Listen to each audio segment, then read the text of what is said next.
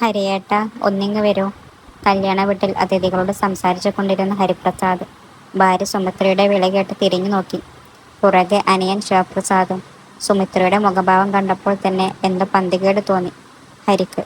അയാളുടെ മുഖം മാറി, എങ്കിലും അത് സമർത്ഥമായി മറച്ചു. അതിഥികൾക്ക് സംശയത്തിനിട നൽകാതെ തന്നെ അനിയനെ ഒന്ന് നോക്കിയ ശേഷം അകത്തേക്ക് വലിഞ്ഞു. എന്താ സുമി, എന്താ നിന്റെ മുഖം വല്ലാതെ? ഏട്ടാ, അത് തനിമോളെ ഇവിടെങ്ങും കാണുന്നില്ല. കാണുന്നില്ലെന്നോ? നീ എന്ത് ഭ്രാന്ത ഈ പറയുന്നത്? മോള് ഇവിടെ പോകാനാണ്? എനിക്കറിയില്ല ഏട്ടാ, ഞാനും ഗീതയും കൂടി നോക്കാൻ ഇനിയൊരിടവും ബാക്കിയില്ല. കാവിൻ്റെ അവിടേക്ക് മോള് പോയെന്ന് കേട്ട് കുട്ടികൾ അവിടേക്ക് പോയിട്ടുണ്ട്. ശിവപ്രസാദിൻ്റെ ഭാര്യയാണ് ഗീത. നാളെ കല്യാണം നടക്കേണ്ട വീടാണ്. പെണ്ണിനെ കാണാൻ ഇല്ലെന്ന് നാട്ടുകാരറിഞ്ഞാൽ? ഇപ്പോൾ അതാണോ ഇവിടെ വിഷയം ഗീതേ? മോളെവിടെ പോയി എന്നറിയണ്ടേ? കുഞ്ഞിന് വല്ല അപകടവും ഉണ്ടാകും മുമ്പ് ഇങ്ങെത്തിക്കണ്ടേ അവളെ? ഇപ്പോഴത്തെ കാലമാണ്, ഒന്നും വിശ്വസിക്കാൻ പറ്റില്ല. അവിടേക്ക് വന്ന ശിവൻ ഭാര്യയെ ശകാരിച്ചു. ഞാൻ എന്തായാലും കാശിയെ ഒന്ന് വിളിക്കട്ടെ. അവൻ വന്നിട്ട് തീരുമാനിക്കാം ബാക്കി. അത് വേണോ ഏട്ടാ? കാശി അറിഞ്ഞാൽ എന്ത് വിചാരിക്കും? അത് മാത്രമല്ല, കേസൊക്കെ ആയാൽ നാളെ കല്യാണം. അതൊന്നും സാരമില്ല ഗീതെ, മോളെ കണ്ടുപിടിച്ചിട്ടല്ലേ കല്യാണമൊക്കെ. ഹരി പറഞ്ഞത് എല്ലാവരും ശരിവെച്ചു. ശിവൻ ഫോണെടുത്ത് ഡയൽ ചെയ്തുകൊണ്ട് പുറത്തേക്കിറങ്ങി. അന്നാട്ടിലെ അറിയപ്പെടുന്ന തറവാട്ടുകാർ ആണ് ഇവരുടെ ചമ്പമംഗലം കുടുംബം. പഴയ ജന്മികളായിരുന്നു അവർ. ഹരിയുടെയും ശിവന്റെയും അച്ഛൻ പ്രസാദ മേനോന്റെ കാലത്താണ് തറവാടിന്റെ പതനം തുടങ്ങിയത്. തറവാട്ടു സ്വത്തായ നിലവും മറ്റും വിറ്റ് ബിസിനസ്സിലേക്ക് തിരിഞ്ഞ അദ്ദേഹം തകർച്ചകൾ വന്നതോടെ ആത്മഹത്യ ചെയ്തു. കടക്കാർ വന്ന് ഭാര്യ ലതയെയും 3 മക്കളെയും വീട്ടിൽ നിന്ന് ഇറക്കി വിട്ടു. പക്ഷേ ലത തളർന്നില്ല. ആകുന്ന ജോലിയെല്ലാം ചെയ്ത് മക്കളെ പഠിപ്പിച്ചു വളർത്തി. 3 പേരും സർക്കാർ ജോലി നേടി. മരുമക്കളായി വരുന്ന പെൺകുട്ടികൾക്കും നല്ല വിദ്യാഭ്യാസം വേണം എന്നവർ നിർബന്ധം പിടിച്ചു. എങ്കിലും മക്കളുടെ കുടുംബജീവിതം കാണും മുമ്പ് അവർ കണ്ണടച്ചു. മൂത്തയാൾ ഹരിപ്രസാദ് വില്ലേജ് ഓഫീസറായിരുന്നു. കഴിഞ്ഞ വർഷം റിട്ടയർഡായി. ഭാര്യ സുമിത്ര അധ്യാപികയായിരുന്നു. അവർക്ക് ആദ്യം ഉണ്ടായത് ഒറ്റ പ്രസവത്തിൽ 3 മക്കളാണ്. അതോടെ സുമി ജോലി ഉപേക്ഷിച്ച് വീട്ടമ്മയായി. ശിവനും ഭാര്യ ഗീതയും ഹയർ സെക്കൻഡറി അധ്യാപകരാണ്. ഒറ്റമകൾ നീലിമ എന്ന നീലു. തനുവും നീലവും ദിവസങ്ങളുടെ വ്യത്യാസത്തിലാണ് പിറന്നു വീണത്. ഓർമ്മ വെച്ച നാൾ മുതൽ 2 ശരീരവും ഒരു ആത്മാവുമാണ് അവർ. +2 വരെ ഒരേ മുറിയിലായിരുന്നു പഠിപ്പും കിടപ്പും എല്ലാം. +2 കഴിഞ്ഞ് തനു മെഡിസിന് ചേർന്നു, നീല എഞ്ചിനീയറിങ്ങിനും. അപ്പോഴാണ് 2 പേരും 2 മുറിയിലേക്ക് മാറിയത് പോലും. ഇപ്പോൾ തനു 4th ഇയർ കഴിഞ്ഞു, നീലു ബിടെക് കഴിഞ്ഞു. ബാങ്ക് ടെസ്റ്റും PSCയും എഴുതിക്കൊണ്ടിരിക്കുന്നു. തൽക്കാലം പ്രൈവറ്റായി ജോലിക്ക് ശ്രമിക്കുന്നുമുണ്ട്. ശിവനും ഹരിക്കും ഒരു സഹോദരിയാണ്, മാലതി. അവർ വാട്ടർ അതോറിറ്റിയിലെ ഉദ്യോഗസ്ഥയായിരുന്നു. ഇടയ്ക്കൊരു മേജർ സർജറി വേണ്ടി വന്നുകൊണ്ട് VRS എടുത്തു. ഭർത്താവ് കൃഷ്ണൻ പ്ലാന്ററാണ്, ബിസിനസ്സുകാരനും. 2 മക്കൾ. മൂത്തയാൾ കാശി എന്ന് വിളിക്കുന്ന കൈലാസ്നാഥ്. IPS ആണ് ആൾ.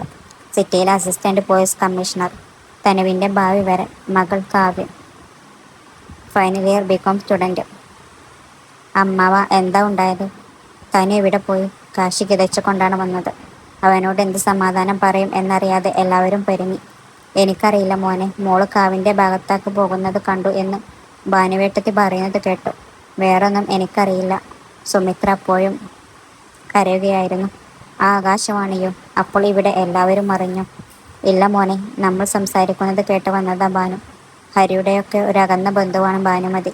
ചെറിയൊരു റേഡിയോ ആണ് കക്ഷി. എന്നിട്ടു കാവിൻ്റെ ഭാഗത്ത് പോയി നോക്കിയോ ആരെങ്കിലും? ഞങ്ങൾ അവിടെ നിന്നാണ് വരുന്നത് കാശി. അവിടേക്ക് വന്ന് തരുൺ പറഞ്ഞു. അവനും തനുക്കും രാജീവും കൂടി കാവിൻ്റെ പരിസരത്തെല്ലാം നോക്കിയെങ്കിലും ആരെയും കണ്ടെത്താനായില്ല. ഭാനു അമ്മയെ ഇങ്ങോട്ടൊന്ന് വിളിക്കൂ. കർത്തവ്യനിരതനായ പോലീസുകാരനായി മാറിക്കഴിഞ്ഞിരുന്നു അപ്പോഴേക്കും കാശി.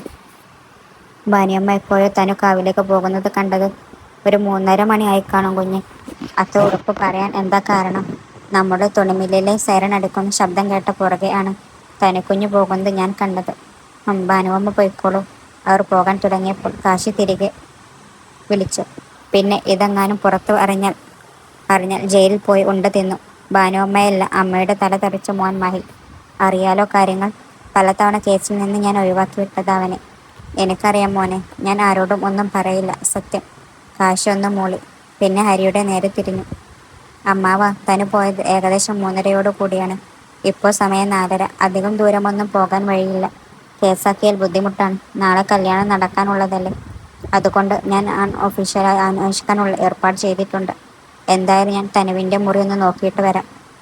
അത് കേട്ടപ്പോൾ അതുവരെ ഒരു മൂലക്ക് മിണ്ടാതിരുന്ന നീലുവിൻ്റെ മുഖം ഒന്ന് മാറി. അത് കാശി ശ്രദ്ധിക്കുകയും ചെയ്തു. അവൻ മുകളിലേക്ക് കയറിപ്പോയി. തനുവിൻ്റെ മുറിയിൽ ആകമാനം നോക്കിയെങ്കിലും ഗുണമുള്ളതൊന്നും കണ്ടെത്താൻ കാശിക്ക് കഴിഞ്ഞില്ല. തനുവിൻ്റെ ഡയറിയും ബുക്കുകളും എല്ലാം പരിശോധിച്ചിട്ടും നിരാശയായിരുന്നു ഫലം. തിരിച്ചിറങ്ങാൻ തുടങ്ങുമ്പോഴാണ് മേശപ്പുറത്തിരുന്ന് തനുവിൻ്റെ മൊബൈൽ ഫോൺ കണ്ടത്. അതിൽ വാൾപേപ്പർ കണ്ട കാശി ഒരു നിമിഷം അതിൽ തന്നെ നോക്കി നിന്നു. ലാസ്റ്റ് കോൾ പരിശോധിച്ച് അവൻ്റെ സ്വന്തം മുഖം മരിഞ്ഞു മുലകി. നീലു. താഴേക്ക് വന്ന കാശിയുടെ അലർച്ച കേട്ട് എല്ലാവരും വിറച്ചുപോയി. നീലു പേടിച്ച് കരയുമെന്ന അവസ്ഥയായി.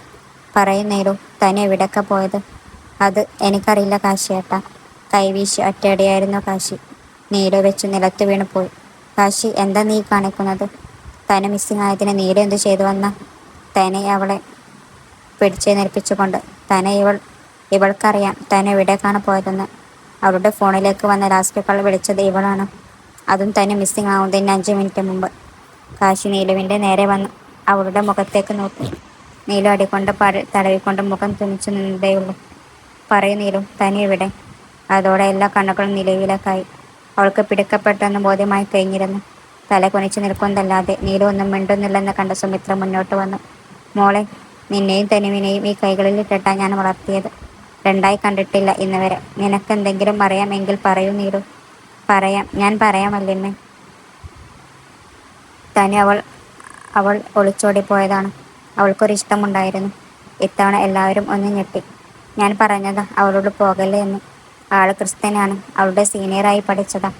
അവനെ മറക്കാൻ പറ്റില്ല എന്നാ തനു പറയുന്നത്. ആരും അവളെ വെറുക്കില്ലേ എന്ന് പറഞ്ഞു തീരും മുന്നേ കാശിയുടെ കൈകൾ ഒരിക്കൽ കൂടി ഉയർന്നു തോന്നും. അതും ആദ്യം അടി കിട്ടിയ കവളിൽ തന്നെ. തനിമ മരിസാദിന് ഈ ലോകത്തൊരു പുരുഷനോടെ പ്രണയമുള്ളൂ. അതെന്നോടാണ്, അവളുടെ കാശിയേട്ടനോട്. ഞാനുമായുള്ള കല്യാണം പോലും വേണ്ടെന്ന് വെച്ച് അവൾ ഇവിടെ നിന്ന് പോകണമെങ്കിൽ അത്ര ശക്തമായ എന്തെങ്കിലും കാരണം വേണം. അത് നിനക്കറിയുകയും ചെയ്യാം. ഇനിയും കള്ളം പറയാനാണ് ഭാവം എങ്കിൽ കാശി ആരെന്ന് നീ അറിയുന്നേലും. അത്രയും കേട്ടതോടെ തനി നീരുവിൻ്റെ മുന്നിലേക്ക് വന്നു. തനുവിനേക്കാളും ഞാൻ നിന്നെയാ സ്നേഹിച്ചത്. നിന്റെ എല്ലാ തോന്നിയാസങ്ങൾക്കും കൂട്ടി നിന്നിട്ടുമുണ്ട് ഞാൻ. ഇനിയും കള്ളം പറയാൻ ആണ് ഭാവം എങ്കിൽ ഈ ഏട്ടനെ മറന്നേക്കുമോളൂ. സത്യമാണ്, തനുവിലും തനേട്ടൻ തന്നെയാണ് സ്നേഹിച്ചത്. ഏട്ടൻ മാത്രമല്ല, ഇവിടെ എല്ലാവർക്കും തന്നോടായിരുന്നു ഇഷ്ടക്കൂടുതൽ. തരുണേട്ടന് ഒഴികെ. ഒടുവിൽ നീര് പറഞ്ഞു തുടങ്ങി. ആരോടും പറയാതെ വർഷങ്ങളോളം ഉള്ളിൽ കൊണ്ടു നടന്ന വീഞ്ഞു പോലെ വീര്യം കൂടിയ തൻ്റെ പ്രണയത്തിൻ്റെ കഥ. പക്ഷേ ടീച്ചറെ പോലെ തന്നെ അവരുടെ കയ്യിലിരുന്ന് വില്ല് പോലെ വളഞ്ഞ ശൂരനെയും ഞാൻ പേടിച്ചിരുന്നു. അതുകൊണ്ട് ആഗ്രഹം മനസ്സിലൊതുക്കി. അന്നൊന്നും അച്ചടക്കം എന്ന വാക്ക് എൻ്റെ നിഘണ്ടുവിൽ പരിസരത്ത് പോലും ഉണ്ടായിരുന്നില്ല. തൻ്റെ വീട്ടിൽ നിന്ന് തന്നെ വരുന്നതല്ലേ തനിമ. ആ കുട്ടിക്ക് എന്തൊരു അടക്കവും ഒതുക്കവുമാണ്. തനിമയെ കണ്ടു പഠിക്കൂ താൻ. പുതിയ സ്കൂളിൽ ചേർന്ന് അധികമാകുന്നതിന് മുമ്പ് തന്നെ എന്നെ തല്ലുകൊള്ളിയായും തനുവിനെ പഠിപ്പിയായും വിധി എഴുതി ടീച്ചേഴ്സ്. അന്നാദ്യമായി ഒരു കുഞ്ഞാസു എൻ്റെ ഉള്ളിൽ മുളപ്പൊട്ടുന്നത് ഞാൻ അറിഞ്ഞു. വളരും തോറും അത് കൂടി വന്നു. എങ്കിലും ആരെയും അതറിയിക്കാതെ ഞാൻ കൊണ്ടു നടന്നു. തനുവിനെ പോലും 10ാം ക്ലാസ്സിൽ അവൾക്ക് ഫുൾ A+ ഉണ്ടായിരുന്നു. എനിക്ക് 8 A+ഉം 2 Aയും. പക്ഷേ വീട്ടിലാരും അവൾക്ക് സ്പെഷ്യൽ സമ്മാനമൊന്നും കൊടുത്തില്ല. അഭിനന്ദനവും സ്നേഹവും എല്ലാം തുല്യമായിരുന്നു. തരുണേട്ടൻ മാത്രം അവൾക്കൊരു വാച്ച് സമ്മാനം കൊടുത്തു. അതിൻ്റെ പേരിൽ എല്ലാവരും ഏട്ടനെ വഴക്കും പറഞ്ഞെങ്കിലും ഏട്ടനത് കാര്യമാക്കിയില്ല. ആ വാച്ചിൻ്റെ പേരും പറഞ്ഞ് കിട്ടുന്ന അവസരത്തിൽ എല്ലാം ഞാൻ തനുവിനെ കുറ്റപ്പെടുത്തിയെങ്കിലും അവൾ മറുപടി ഒരു പുഞ്ചിരിയിൽ ഒതുക്കി. +2-ന് തനുവിനേക്കാൾ മാർക്ക് വാങ്ങണം എന്ന് എനിക്ക് വാശിയായി. പക്ഷേ റിസൾട്ട് വന്നപ്പോൾ അവൾക്ക് 96% മാർക്കുണ്ടായിരുന്നു. അത്ര നന്നായി പഠിച്ചിട്ടും എനിക്ക് 90% കൊണ്ട് തൃപ്തിപ്പെടേണ്ടി വന്നു. കുട്ടിക്കാലം മുതൽ അവൾക്ക് മെഡിസിൻ ആയിരുന്നു സ്വപ്നം.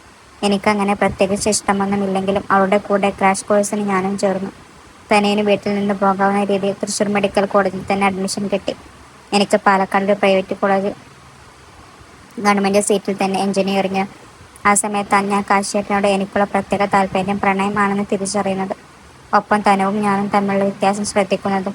പക്ഷേ ഞാൻ ചെയ്യുന്ന കുറ്റങ്ങൾക്ക് മിക്കവാറും അച്ഛനും അമ്മമാരുടെയും ഏട്ടന്മാരുടെയും എല്ലാം ചീത്ത കിട്ടുന്നത് അവൾക്കാണ്. തരുണേട്ടൻ മാത്രമാണ് അവൾക്ക് വീട്ടിൽ സപ്പോർട്ട്. എന്തുകൊണ്ടും കാശിയേട്ടൻ എന്നെ ഇഷ്ടപ്പെടുമെന്ന് ഞാനും കണക്ക് കൂട്ടി. ഏട്ടനും ഞാനും തനുവും മുറപ്പെണ്ണുങ്ങളാണല്ലോ. അതുകൊണ്ട് കല്യാണത്തിന് മറ്റു തടസ്സങ്ങൾ ഉണ്ടാകില്ല. എങ്കിലും തനുവിന് മറ്റൊരാളെങ്കിലും പ്രണയം ഉണ്ടായാൽ എൻ്റെ റൂട്ട് കുറെ കൂടി ക്ലിയർ ആകും. അതറിയാൻ വേണ്ടി എല്ലാ വീക്കെൻഡിലും ഞാൻ നാട്ടിൽ വരാൻ തുടങ്ങി. പക്ഷെ അവൾ പറയുന്ന വിശേഷങ്ങൾ കേൾക്കുകയല്ലാതെ എൻ്റെ മനസ്സ് ഞാൻ തുറക്കാറില്ലായിരുന്നു. അവൾക്ക് ആരോടും പ്രണയം ഒന്നുമുള്ളതായി പറഞ്ഞില്ല. ദിവസങ്ങൾ മാസങ്ങളായും വർഷങ്ങളായും കടന്നുപോയി. കോളേജിലെ ഞാൻ ഉണ്ടാക്കിയ പ്രശ്നങ്ങൾ എല്ലാം സോൾവ് ആക്കാൻ വരുന്നത് തനേട്ടനായിരുന്നു. ഏട്ടൻ ഒന്നും വീട്ടിൽ പറയാത്തത് കൊണ്ട് എൻ്റെ ഇമേജ് പോയില്ല. അങ്ങനെ ഞാൻ കോഴ്സ് കയറിയ ദിവസം കാവിലെ ഉത്സവം വരുന്നത്. ഈ തവണ കാശിയേട്ടൻ ഉള്ളത് കൊണ്ട് എനിക്ക് വലിയ ആവേശമായിരുന്നു. കഴിഞ്ഞ തവണ ഏട്ടൻ IPS ട്രെയിനിങ് കഴിഞ്ഞ് വരുന്നതേ ഉള്ളായിരുന്നു. അതിന് മുമ്പത്തെ തവണ എക്സാം ടൈം ആയതിനാൽ ഉത്സവത്തിന് ഒന്നുമില്ല. എൻ്റെ മനസ്സ് തുറക്കാനുള്ള നല്ല അവസരമായി ഞാൻ ഇതിനെ കണ്ടു. ഉത്സവത്തിന് ഞാനും തനിയും കാശിയേട്ടനും കൂടി നടന്നാണ് പോയത്. ഏട്ടനും ഞാനും വിശേഷങ്ങൾ പറഞ്ഞുകൊണ്ട് നടന്നു. അവളാണെങ്കിൽ എല്ലാം കേട്ട് ഒരു ചിരിയോടെ കൂടെ നടക്കുന്നു എന്ന് മാത്രം. ഞാനും കാശിയേട്ടനും അവളെ കളിയാക്കുമ്പോഴും അവൾ ഒരു ചിരിയോടെ നിൽക്കും. കാശിയേട്ടൻ്റെ പ്രസൻസിൽ അവൾ ഞങ്ങളുടെ കൂട്ടത്തിലുണ്ടെന്ന് പോലും ഞാൻ ഇടയ്ക്ക് മറന്നു പോയിരുന്നു. ഉത്സവപ്പറമ്പിൽ വെച്ച് ചിലർ ഞങ്ങളെ കമൻ്റ് അടിച്ചു.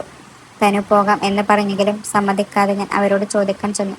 ഒടുവിൽ ഒന്നും രണ്ടും പറഞ്ഞ് വഴക്കായപ്പോൾ ഒരുത്തൻ എൻ്റെ കയ്യിൽ കയറി പിടിച്ചു. അതുകൊണ്ടുവന്ന് കാശിയേട്ടൻ അവനെ അടിച്ചു. ആ സംഭവത്തോടെ ഏട്ടൻ എന്നോട് പ്രണയമാണെന്ന് ഞാൻ ഉറപ്പിച്ചു. വീട്ടിൽ കല്യാണം ആലോചിക്കുന്ന സമയത്ത് ഏട്ടൻ്റെ പേര് പറയാൻ തീരുമാനിച്ചു. ഇതിനിടയിൽ ഏട്ടനും തനുവും കണ്ണുകൾ കൊണ്ട് കഥ പറയുന്നത് ഞാൻ കണ്ടില്ല. കണ്ടാലും ഒരു വാക്കുപോലും മിണ്ടാതെ നോട്ടം കൊണ്ട് മാത്രം പ്രണയിക്കാൻ കഴിയുമെന്ന് അന്നൊന്നും ഞാൻ വിശ്വസിച്ചിരുന്നില്ല. ഞാൻ ബിടെക് കഴിഞ്ഞതോടെ അച്ഛനും വലിയച്ഛനും കൂടി എൻ്റെയും തനുവിൻ്റെയും ജാതകം നോക്കാൻ കൊണ്ടുപോയി. അതിലാണ് 22 വയസ്സിന് മുമ്പ് തനുവിൻ്റെ വിവാഹം നടത്തണം എന്ന് പറയുന്നത്. എനിക്ക് മംഗല്യയോഗം 25 വയസ്സിലാണത്രേ. ഞങ്ങൾക്ക് 22 ആകാൻ 2.5 മാസം കൂടെ ഉണ്ടായിരുന്നുള്ളൂ. ഇത്ര പെട്ടെന്നൊരു ചെറുക്കനെ എങ്ങനെ കണ്ടെത്തുമെന്ന് ആലോചിക്കുമ്പോഴാണ് കാശിയേട്ടൻ തനുവിനെ ഇഷ്ടമാണെന്ന് പറയുന്നത്. എല്ലാവർക്കും സന്തോഷമായി, എനിക്കൊഴിച്ച്. തനുവിൻ്റെ മുഖം തെളിഞ്ഞു കണ്ടതോടെ അവൾക്കും ഏട്ടനെ ഇഷ്ടമാണെന്ന് ഞാൻ മനസ്സിലാക്കി. എൻ്റെ മുമ്പിൽ അവർ ഒരുമിച്ച് ജീവിക്കുന്നത് കാണാൻ ശേഷിയില്ലാത്തത് കൊണ്ട് അവരുടെ കല്യാണത്തിന് മുമ്പ് ഒരു ജോലി കണ്ടുപിടിച്ചു വീട്ടിൽ നിന്നും മാറാൻ ഞാൻ തീരുമാനിച്ചു. പക്ഷെ ഒന്നും ശരിയായി വന്നില്ല. 1 മാസം മുമ്പ് ഒരു ഉച്ച കഴിഞ്ഞ് ഉറക്കം കഴിഞ്ഞ് ഞാൻ എഴുന്നേറ്റ് വന്നപ്പോൾ താഴെ ഒരു സംസാരം കേട്ടു. വല്യമ്മയാണ്, കൂടെ ഏതൊരു സ്ത്രീയുമുണ്ട്. വല്യമ്മ അവർക്ക് പണം കൊടുക്കുന്നത് കണ്ട് ഞാൻ ഞെട്ടിപ്പോയി. പൈസക്കത്ര അത്യാവശ്യമുള്ളത് കൊണ്ടാണ് സുമിത്രയെടുത്ത് ഞാൻ വീണ്ടും വന്ന് നിങ്ങളുടെ മുന്നിൽ ഇങ്ങനെ കൈനീട്ടുന്നത്. അതെനിക്കറിയാം ശ്യാമളെ, നീ വേഗം പോകാൻ നോക്ക്. മോള് മുകളിലുണ്ട്. തനുമോളാണോ? കണ്ടിട്ട് ഒരുപാടായി. അല്ല, നീലുവാണ്. നീയൊന്ന് പോയേ. അതെന്താ സുമിത്രയെടുത്ത് അങ്ങനെ പറയുന്നത്? 10-22 വർഷം മുമ്പ് ഞാൻ കയ്യിലിട്ട് വന്ന കുഞ്ഞല്ലിയോ? എനിക്കൊന്ന് കാണാൻ മേലയോ? അതിനുള്ള പ്രത്യുപകാരമല്ലേ നീ പലപ്പോഴും ഇവിടെ നിന്ന് വാങ്ങുന്നത്? ഇനിയും അതിൻ്റെ കണക്ക് പറയാതെ ശ്യാമളെ. ഞാൻ കണക്കൊന്നും പറഞ്ഞതല്ല ഏട്ടത്തി, കാര്യം പറഞ്ഞതാ. എത്രയൊക്കെ ആയാലും നിങ്ങളുടെ സ്വന്തം ചോര അല്ലല്ലോ, വളർത്തുമകൾ അല്ലേ അവൾ. അത് കേട്ട് ഞാൻ തറഞ്ഞു നിന്നു പോയി. പക്ഷെ ആരെക്കുറിച്ചാണ് പറഞ്ഞതെന്ന് മനസ്സിലായില്ല.